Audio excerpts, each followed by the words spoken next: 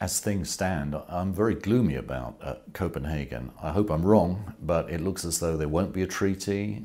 It's incredible to think that after 20 years of negotiating on a clear and present danger that's understood by most, if not all, governments, they won't be able to bring themselves to reach an agreement.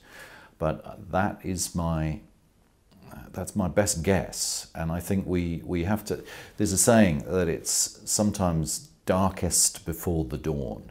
And we have to take this setback, if this is indeed what happens in Copenhagen, and make sure that we come out of the back of Copenhagen really scared enough to get it right, and get it right soon. Yeah, we can set targets and timetables. They have to be legally binding. They have to be taken seriously by governments. But whatever targets we set, if it's 20% cuts, as the European Union says, we know we've actually got to go faster than that. And the good news is that if we set the targets, then the survival technologies, the energy efficiency and renewable technologies, are inherently disruptive. They can grow very fast, much faster than most people understand. When we're working on the front lines, the practitioners of these technologies, we know that, we see it, we feel it every day. And if the targets can be set and they're taken seriously, we create the political space for these survival strategies and technologies to grow fast and actually surprise people by how quickly we can cut emissions. But it's vital that the targets are set in the first place and that they become legally binding.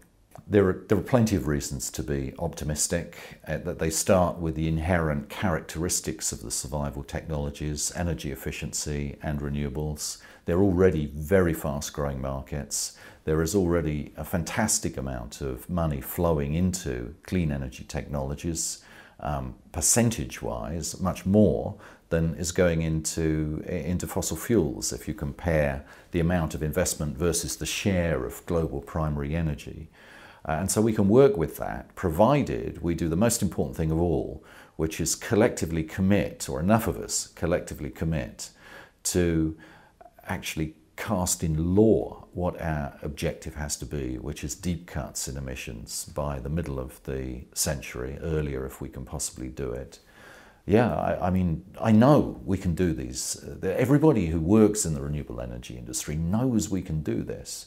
The doubts are all around the bewildering tendency of the status quo, the traditional energy industries, to defend what they've got, even though they know, that many of them know, that this is environmentally and socially and economically, ultimately, ruinous and suicidal.